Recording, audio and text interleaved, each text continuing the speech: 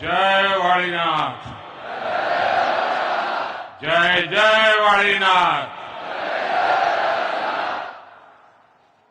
पराम्बा हिंगलाज माता जी की, हिंगलाज माता जी की,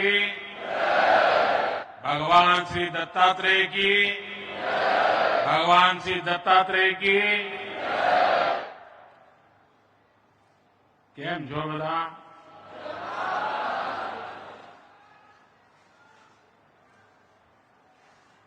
घણા બધા જૂના જોગીના દર્શન કરવા મળ્યા, જૂના સાથીઓના દર્શન કરવા મળ્યા.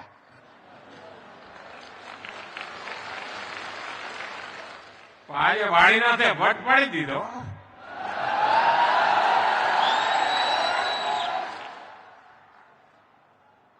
વાળીનાથ પહેલા પણ આવ્યો છું, અનેક વાર આવ્યો છું, પરંતુ આજે તો રોનક જ કઈ ઓર છે.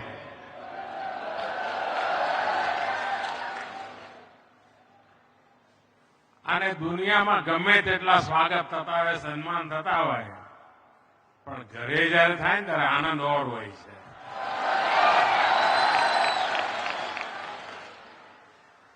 મારા ગામ વાળા મને વચ્ચે વચ્ચે દેખાતા હતા આજે, અને મોસાળમાં આવીએ ત્યારે આનંદ પણ અનેરો હોય.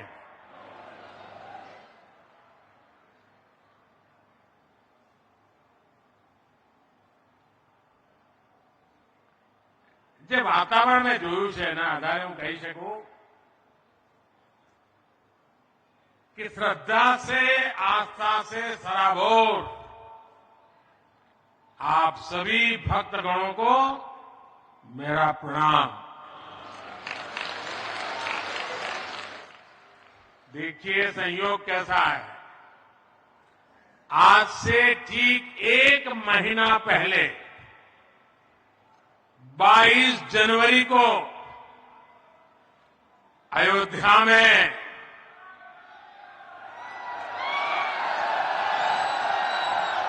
प्रभु राम के चरणों में था.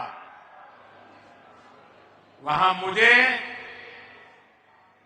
प्रभु राम लला के विग्रह की प्राण प्रतिष्ठा के ऐतिहासिक आयोजन में शामिल होने का सौभाग्य मिला. इसके बाद 14 फरवरी वसंत पंचमी को अबू धाबी में खाड़ी देशों के पहले हिंदू मंदिर का लोकार्पण का अवसर मिला.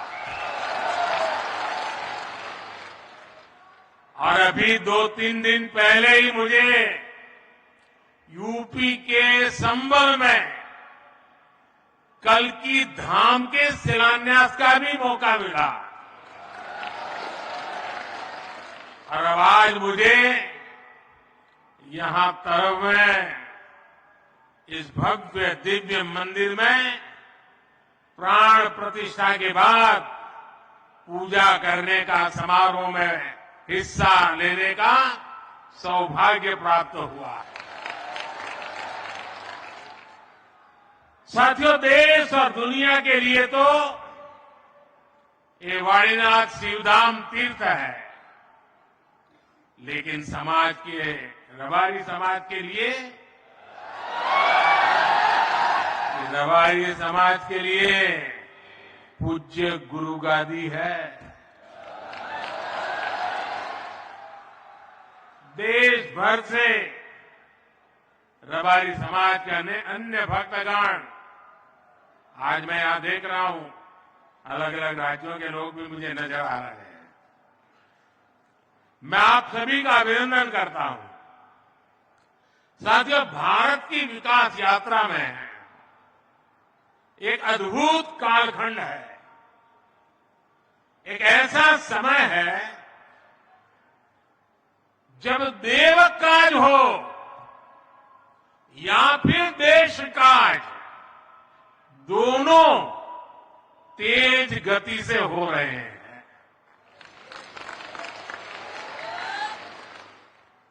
देव सेवा भी हो रही है, देश सेवा भी हो रही है. आज एक तरफ ये पावन कार्य संपन्न हुआ है, वहीं विकास से जुड़े 13,000 करोड़ रुपए के प्रोजेक्ट्स का भी शिलान्यास और लोकार्पण हुआ है। ये project rail, road, port, transport, पानी, राष्ट्रीय सुरक्षा, शहरी विकास, टूरिज्म, ऐसे कई महत्वपूर्ण विकास कामों से जुड़े हैं और इनसे लोगों का जीवन आसान होगा और इस क्षेत्र के युवाओं के लिए रोजगार के, स्वरोजगार के नए अवसर बनेंगे। मेरे परिवारजनों, आज मैं इस पवित्र धरती पर एक दिव्य ऊर्जा महसूस कर रहा हूं। ये ऊर्जा हजारों वर्ष से चली आ रही उस आध्यात्मिक चेतना से हमें जोड़ती है, जिसका संबंध भगवान कृष्ण से भी है और महादेव जी से भी है। ये ऊर्जा हमें इस यात्रा से भी जोड़ती है जो पहले गादीपति महंत विरमगिरी बापू जी ने शुरू की थी। मैं गादीपति पूज्य जयराम गिरी बापू को भी आदरपूर्वक प्रणाम करता हूं। आपने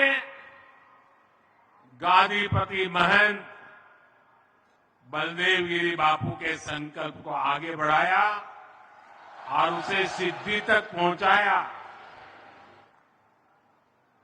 आप में से बहुत लोग जानते हैं, बलदेव गिरी बापू के साथ मेरा करीब 3-4 दशक का बहुत ही गहरा नाता रहा था। जब मुख्यमंत्री था तो कई बार मुझे मेरे निवास स्थान पर उनके स्वागत का अवसर मिला। करीब करीब 100 साल हमारे बीच वो आध्यात्मिक चेतना जगाते रहे और जब 2021 में हमें छोड़ के चले गए, तब भी मैंने फोन करके मेरी भावनाओं को प्रकट किया था। लेकिन आज जब उनके सपने को सिद्ध होता हुआ देखता हूं तो मेरी आत्मा कहती है, आज वो जहां होंगे इस सिद्धि को देखकर प्रसन्न हो रहे होंगे, हमें आशीर्वाद देते होंगे। सैकड़ों वर्ष पुराना ये मंदिर आज 21वीं सदी की भव्यता और पुरातन दिव्यता के साथ तैयार हुआ है। ये मंदिर सैकड़ों शिल्पकारों, श्रमजीवियों के वर्षों के अथक परिश्रम का भी परिणाम है। इसी परिश्रम के कारण इस भव्य मंदिर में आज वाणीनाथ महादेव, पराम्बा श्री हिंगलाज माता जी और भगवान दत्तात्रेय विराजे हैं। मंदिर निर्माण में जुटे रहे अपने सभी श्रमिक साथियों का भी मैं वंदन करता हूं। भाइयों और बहनों, हमारे ये मंदिर सिर्फ देवालय है ऐसा नहीं है, सिर्फ पूजा पाठ करने की जगह है ऐसा भी नहीं है, बल्कि ये हमारी हजारों वर्ष पुरानी संस्कृति के, परंपरा के प्रतीक है। हमारे यहां मंदिर ज्ञान और विज्ञान के केंद्र रहे, देश और समाज को अज्ञान से ज्ञान की तरफ ले जाने के माध्यम रहे। शिवधाम श्री वाणीनाथ अखाड़े ने तो शिक्षा और समाज सुधार की इस पवित्र परंपरा को पूरी निष्ठा से आगे बढ़ाया है। और मुझे बराबर याद है, पूज्य बड़देव गिरी महाराज जी के साथ जब भी बात करता था तो आध्यात्मिक या मंदिर की बातों से ज्यादा वे समाज के बेटे बेटियों की शिक्षा की चर्चा करते थे। पुस्तक पर्व के आयोजन से लोगों में जागरूकता बढ़ी है।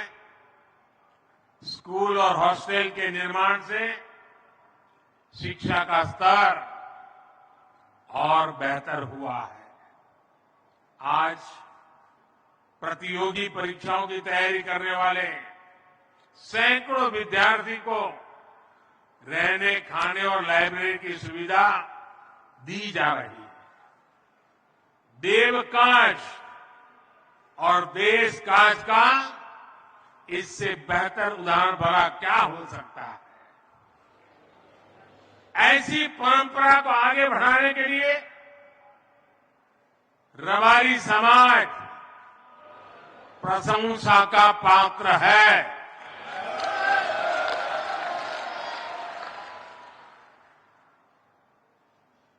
रबारी समाज को प्रशंसा बहुत कम मिलती है।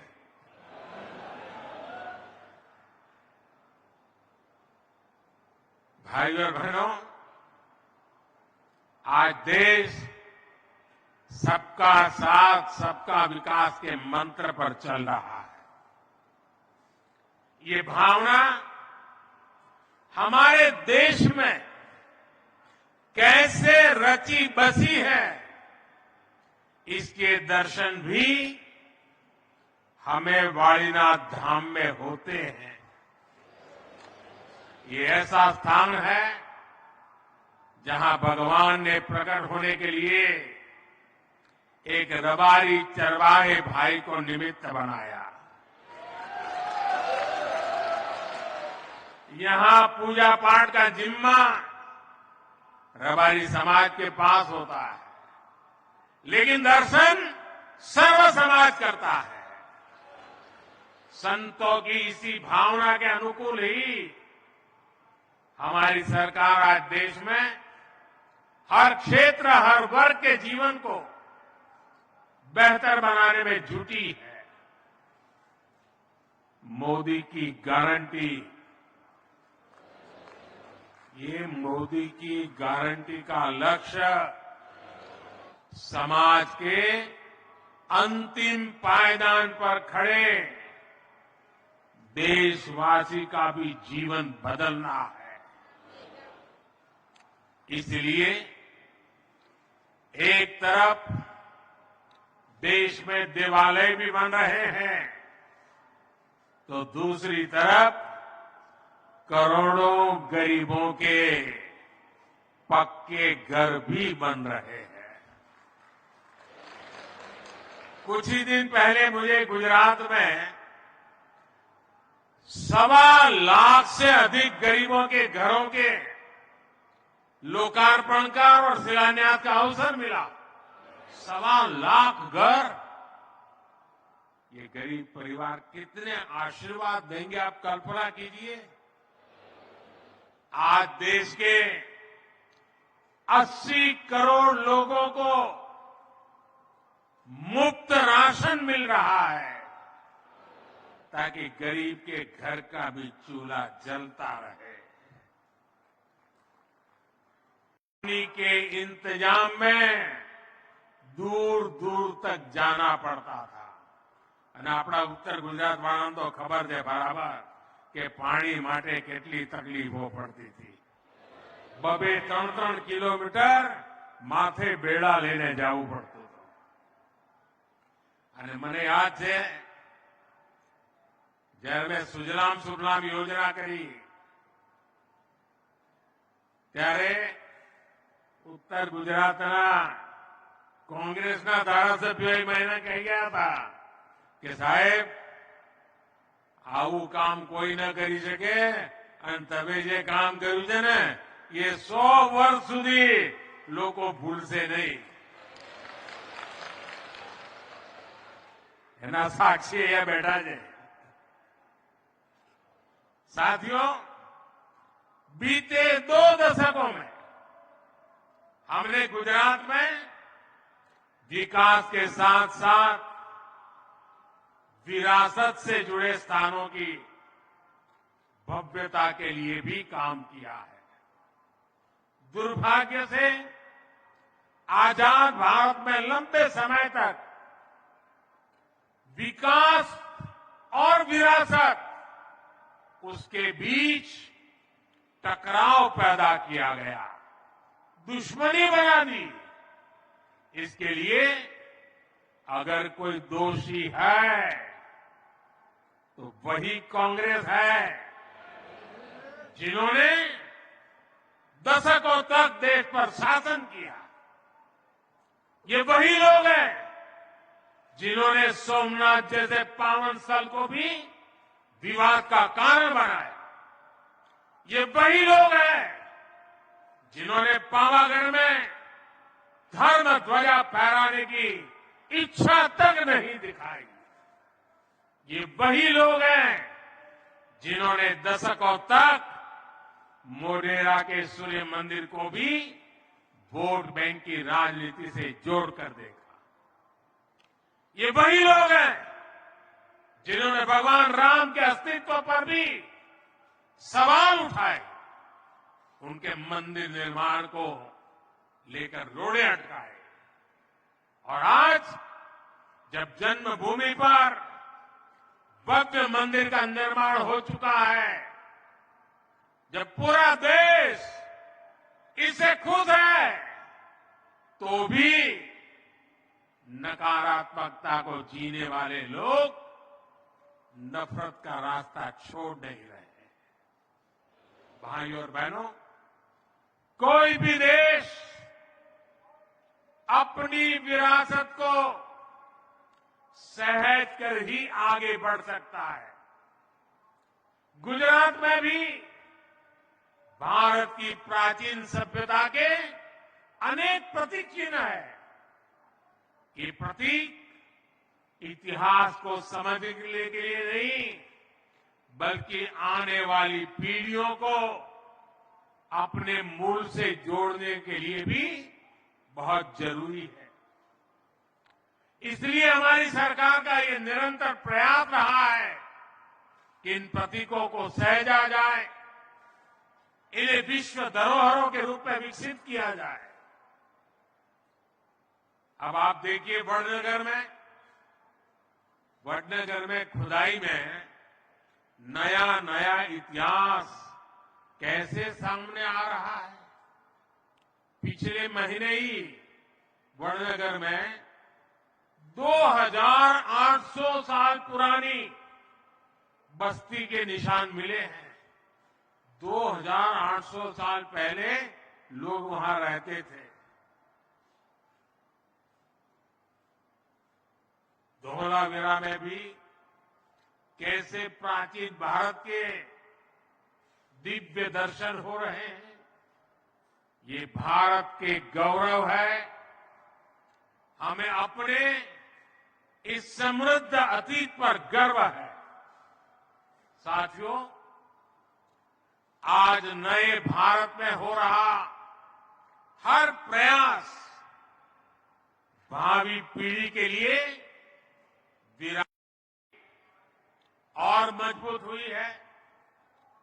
रेल लाइन के दोहरीकरण से अब बनासकांठा और पाटन की कंडला, टूना और मुंद्रा पोर्ट से कनेक्टिविटी बेहतर हुई है.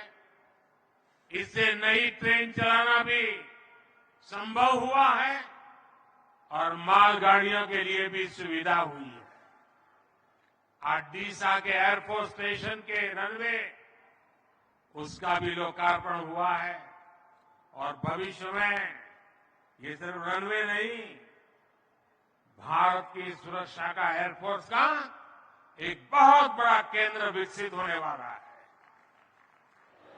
मुझे याद है, मुख्यमंत्री रहते हुए मैंने इस प्रोजेक्ट के लिए भारत सरकार को ढेर सारी चिट्ठियां लिखी थी, अनेक बार प्रयास किया था, लेकिन कांग्रेस की सरकार ने इस काम को, इस निर्माण को रोकने के लिए कोई कसर बाकी नहीं छोड़ी। एयरफोर्स के लोग कहते थे कि ये लोकेशन भारत की सुरक्षा के लिए बहुत महत्वपूर्ण है, लेकिन नहीं करते थे। 2004 से लेकर 2014 तक कांग्रेस सरकार इसकी फाइलें को लेकर के बैठी रही। 1.5 साल पहले मैंने इस रनवे के काम का शिलान्यास किया था। मोदी जो संकल्प लेता है वो पूरे करता है। डीसा के ये रनवे आज उसका लोकार्पण हो गया, ये उसका उदाहरण है। और यही तो है मोदी की गारंटी। साथियों, 20-25 साल पहले का एक वो भी समय था जब उत्तर गुजरात में अवसर बहुत ही सीमित थे। तब किसानों के खेतों में पानी नहीं था, पशुपालकों के सामने अपनी चुनौतियां थी, औद्योगिकरण का दायरा भी बहुत सीमित था। लेकिन भाजपा सरकार में आज स्थितियां लगातार बदल रही।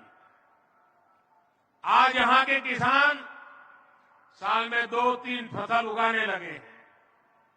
पूरे इलाके का जल स्तर भी ऊंचा उठ गया है। आज यहां जल आपूर्ति और जल स्रोतों से जुड़ी 8 परियोजनाओं का उद्घाटन और शिलान्यास किया गया है। इन पर 1500 करोड़ रुपए से ज्यादा खर्च किए जाएंगे। इससे उत्तर गुजरात की पानी की समस्याओं को दूर करने में और मदद मिलेगी। उत्तर गुजरात के किसानों ने टपक सिंचाई जैसी आधुनिक टेक्नोलॉजी को जैसे अपनाया है वो अद्भुत है। अब तो मैं यहां देख रहा हूं कि केमिकल मुक्त प्राकृतिक खेती का चलन भी बढ़ने लगा है। आपके प्रयासों से पूरे देश में किसानों का उत्साह बढ़ेगा। भाई और बहनों, हम इसी तरह विकास भी करेंगे और विरासत भी सहेजेंगे। अंत में इस दिव्य अनुभूति का भागीदार बनाने के लिए मैं एक बार फिर आप सभी साथियों का आभार व्यक्त करता हूं। आप सबका बहुत बहुत धन्यवाद। मेरे साथ बोलिए, भारत माता की, भारत माता की, भारत माता की। धन्यवाद जी।